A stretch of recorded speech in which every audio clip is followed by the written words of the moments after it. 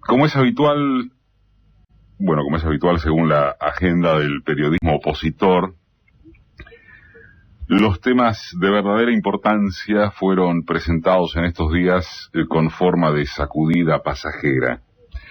Y otros de carácter episódico, que también tienen su trascendencia, mientras se les dé un plexo conceptual, se mostraron como temblores estructurales, al revés. Esta nota editorial intentará tratar de esa separación entre la paja, realmente la paja, y el trigo.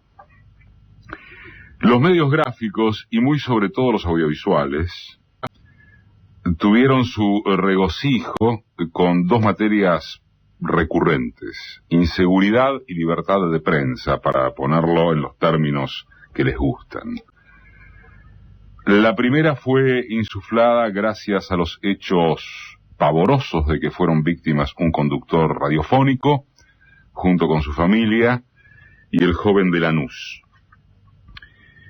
En cambio, los sucesos de o en María Susana, una localidad cercana a Rosario, donde la policía del lugar molió a golpes a un pibe de 17 años al que debieron operar por las lesiones graves que tuvo, no despertó mayor inquietud en los comunicadores de alcance nacional.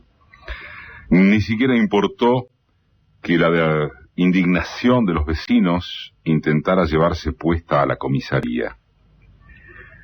Un sentimiento rabioso entronca a todos esos incidentes y a cuantos más que no figuran en la prensa. Pero la vara con que se los mide debería alertar sobre el manipuleo informativo. Se recomienda la lectura de lo que el investigador británico Keith Hayworth, cultor de la criminología cultural, así se llama, señaló en una entrevista publicada el lunes que pasó por Página 12. Habla del pánico moral que resulta bueno para los negocios.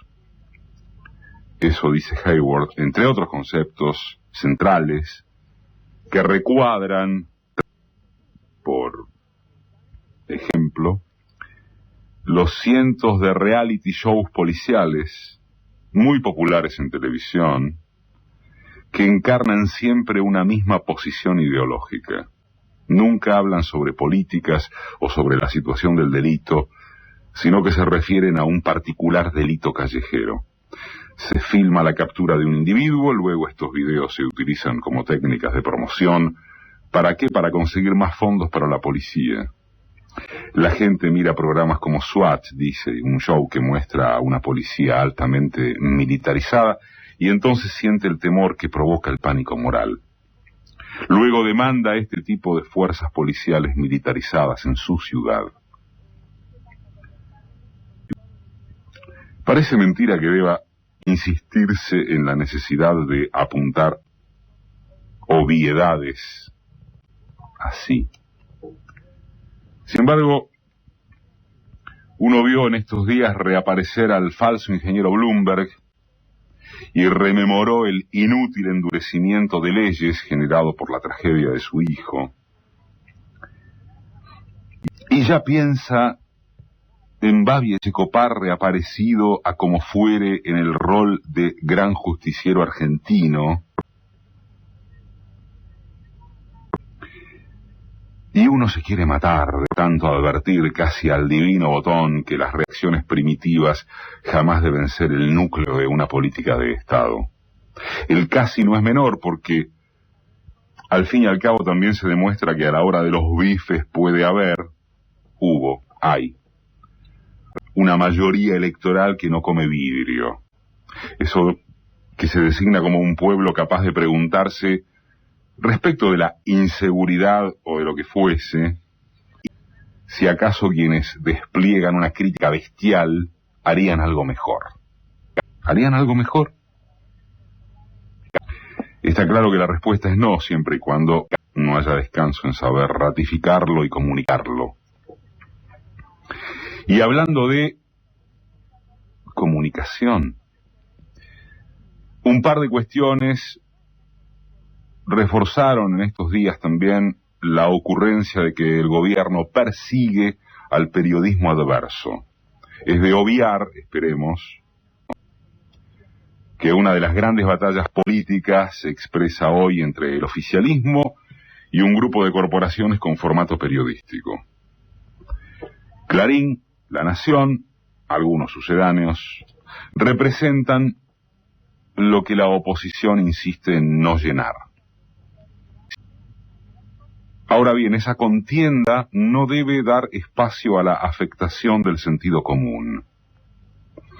Nazi es una palabra merecedora de demasiado respeto en torno de a quién endilgársela.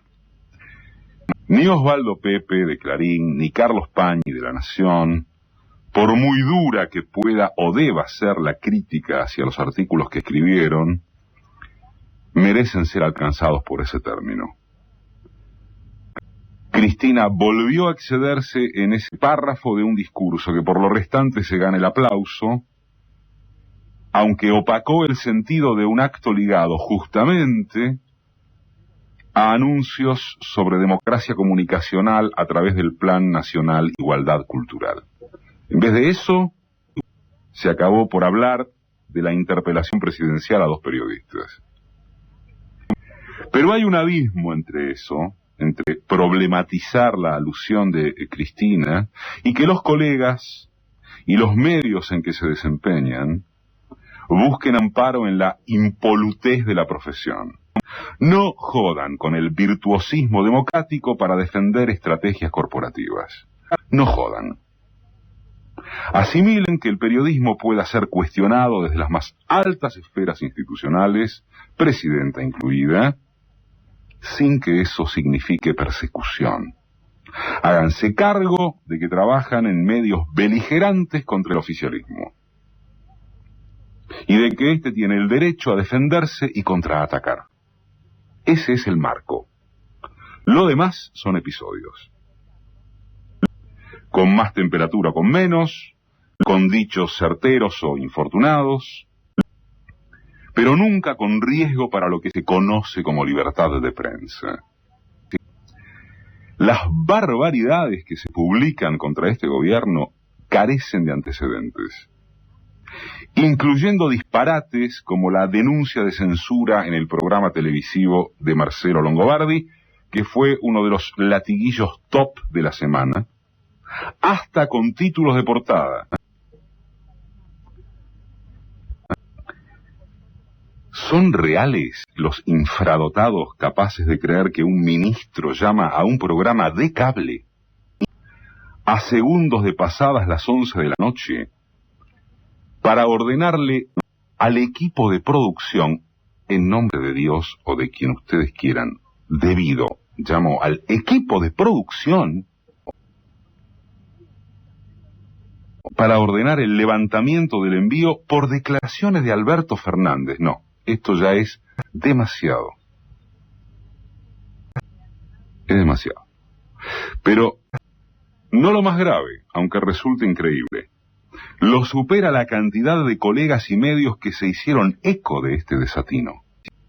Hablaron de atentado a la democracia. La pregunta que hacíamos es un leve chascarrillo irónico, porque desde ya que no está en duda la existencia de infradotados múltiples en el país donde hay gente que se sintió habilitada para decir que Kirchner no estaba en el cajón o que el velatorio lo organizó Fuerza Bruta. Lo segundo, por el contrario, no tiene nada de chistoso. Que se haya amplificado el ridículo de una denuncia de censura a perfectas sabiendas de que era un ridículo es una afrenta espantosa a esta profesión. Sin embargo, sirve para ratificar aquello del marco con que deben observarse las noticias y las opiniones en esta etapa política. Es igualmente útil el enmarque para interpretar cómo es posible que eventos del tipo de los comentados terminaran mediáticamente por encima del fallo de la Corte sobre el aborto no punible en todos los casos de violación. Por supuesto que el hecho tuvo su destaque, tanto como las medidas provinciales que quitan concesiones a YPF, pero adquirieron un tinte espasmódico si se los coteja con la expansión brindada al resto. Y el tratamiento pasó por destacar la oposición de la Iglesia, un notición, o el tono de embate contra la iniciativa privada.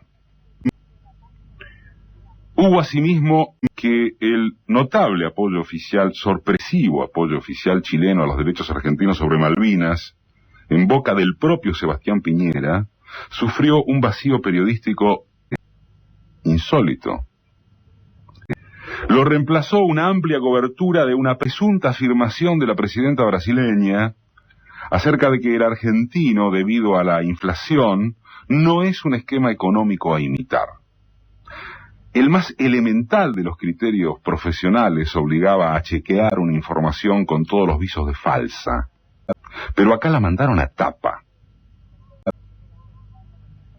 Salió la misma Rousseff a aclarar que jamás afirmó algo semejante, que es injustificable haber creído que podría entrometerse en asuntos internos de otro país, y menos con un vecino como la Argentina, habiendo de por medio un proyecto común.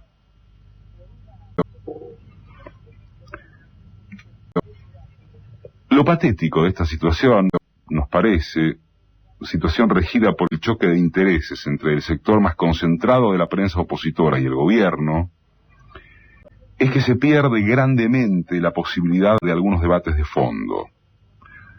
Unos atacan a como dé lugar, sin escrúpulos, y el oficialismo, sin perjuicio de que sigue marcando la agenda central, cae más de una vez en reacciones intempestivas que hacen perder de vista a los núcleos.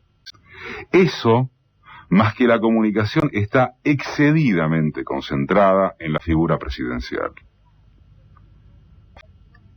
Cabría opinar que hace falta abrir ese juego y situarse por encima de las chicanas. La cuestión de YPF, o mejor, de las herramientas energético-estratégicas del país, es un ejemplo contundente. El mayor, quizás. Amerita preguntarse con cuáles recursos se sustituiría al modelo actual.